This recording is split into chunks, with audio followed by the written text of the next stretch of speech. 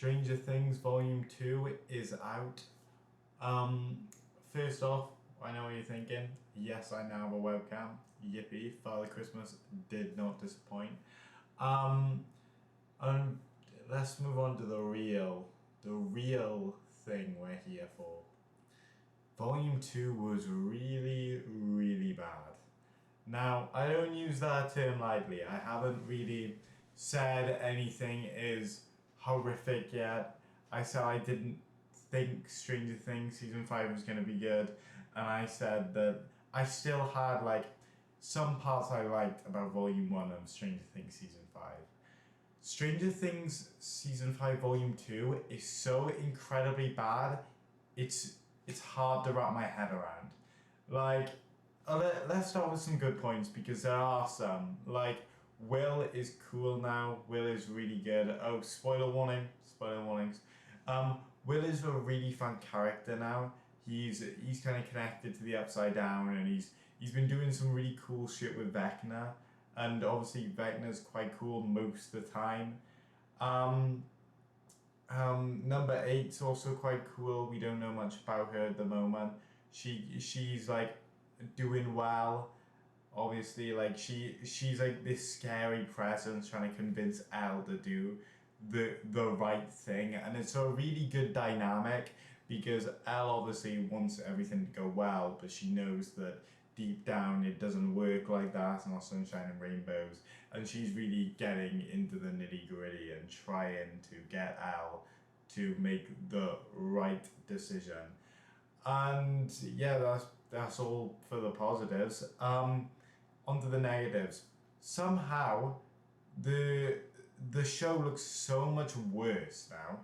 I wasn't gonna bring this up, but I was watching the show, right, and there's this scene with Holly and Max, and they're talking quite close to Vecna's house, and you can just blatantly see it's a green screen, easily, and they've really this one thing that they do, and it's a never-ending cycle of the entire Volume 2 is a never-ending cycle of Eureka! I have the plan, and then after that it all goes cattywampus. They're no, we've lost. There's nothing we can do. And then somebody else goes, Eureka, I have a plan. It gets so bad. It starts melting your brain because at one point, Erica and Lucas do the Eureka moment at the same time. They actually just, it's like they're joking about it.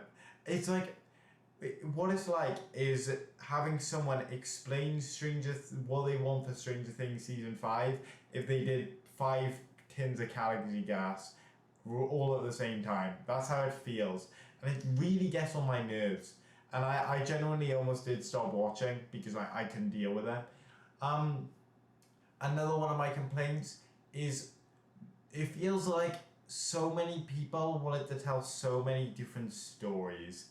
The government weren't utilized that well. Sorry. The government weren't utilized that well in Volume 2. They were in the first and last episode, but the government are so poor now, they're worse. They just their plan at the end is we're gonna go into the Upside Down, we're gonna blow everything up, and they just kind of just drive through the government base, and there's 3 people there that shoot at them, and they miss completely. Eleven's standing in the back of the van, staring at the main government woman, and she's just staring back. She doesn't have to shoot 11, she can just shoot the tires. They're looking. Oh my god. It's really annoying. That part really gets on my nerves. Some of the characters have such blatant plot armor, it's insane. There's this one point with Holly, and she's escaped the mind of Vecna, and she's running, and she finds a crack in the floor where she can break into the Upside Down, and she's pulling the rock up, and Henry or Vecna is just going like that. He's just walking. He doesn't even care. this is your entire plan to do something, and you're not even trying hard enough to not kill, take control of it. It doesn't make any sense. And there's also another bit. I'm I'm not gonna be as angry about this, but it is a small thing. Like Derek, delightful Derek, he is actually quite a good character. Now I think about it, I do like him.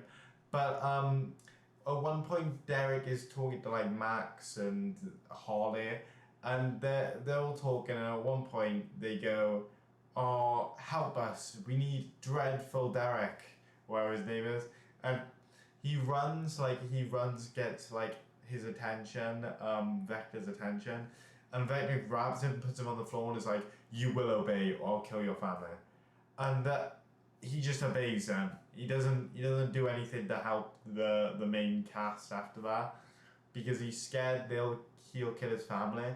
But it's already been shown by the rest of the gang that he's working with that they're going to kill his family anyways. They have told Derek that if he doesn't help, that they're gonna die. They're gonna die either way. So why don't you at least help and try it? It's that part's really weird.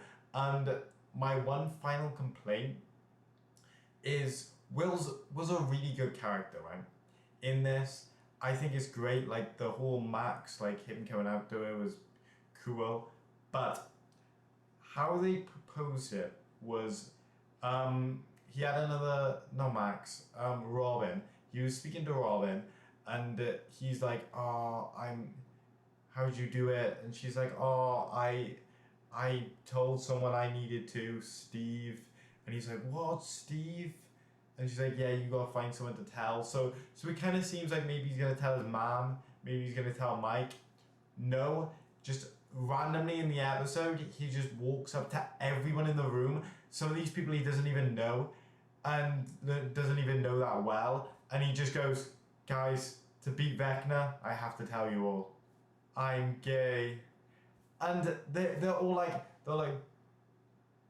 they're all nodding at him and everything, and like if we want to be like a thingy for the time, they shouldn't be happy about it. This is 1980. This isn't like this is frowned upon. But even if we're not thinking of it like that, why do you come out to everyone in the room? Why don't you like start small? That's kind of like the entire like thing of like coming out. You come out to someone first. That's what Robin told you to do, and you didn't do it. You just told everyone, people you barely know. That part's really weird. I didn't like that. It's like they're building up for something and nothing happened. But characters are still arguing for the sake of arguing. Like it, Dustin and Steve, they're walking through Hawkins' lab, and Steve just starts going off, and he's like, "Oh, Eddie killed himself, and he was stupid." He just says that out of the blue, which gets Dustin really angry, and Dustin like starts pushing him and that. But then Steve's like, "Stop! You're gonna hurt yourself, Dustin." Why did you say that if you're scared of Dustin hurting himself? You just hurt Dustin by saying that. Be the bit. Yeah, those are all my complaints. Well, and not all my complaints. Oh, one more thing. They obviously are still running wild with advertisements. Like they're getting more and more blatant. Like it's like, try a bit of jerky. You can't fight the upside down with an empty stomach. That part was insane. And there's a scene with the demo dogs. Like the demo dogs are back now, and they're in the hospital, and the government are there, and like the government see the demo dogs, and they're like, "What?" Because they can't get Robin. How don't you know what a demo dog is? You deal with the upside down. That's what you've been doing, and that really didn't make sense. And then like they're shooting at it, and the demo dog looks at Robin. He could bite Robin, or Robin's girlfriend, and then go for the government guy because Robin and her girlfriend is in front of the Demodogs because there's two of them, and the Demodog just like swerves him, like he swerves, bites the government guy, and runs away, and then they go, they're not after us. Man, oh, why, if they're not after us, why is it going for the government, man? And then to top that entire scene off, like the entire part in the hospital, Mike's mother just kind of like cut neck and everything, just like arises from the bed, goes downstairs, is able to outrun the Demodogs, not get caught, like no, the Demodogs don't hear her or anything, drop a propane tank in the washing machine, and then they hear it like going, and the Demodogs like walk over to the washing machine, look at it, and go, huh? And then explode. Whoa. And the thing is, why are you hearing that? Because also what's going on in the scene is they're sat behind a washing machine or something with the radio blasting to wake Max up, and they just they're not paying attention to the radio, but they're paying attention to like the rolling sound. What?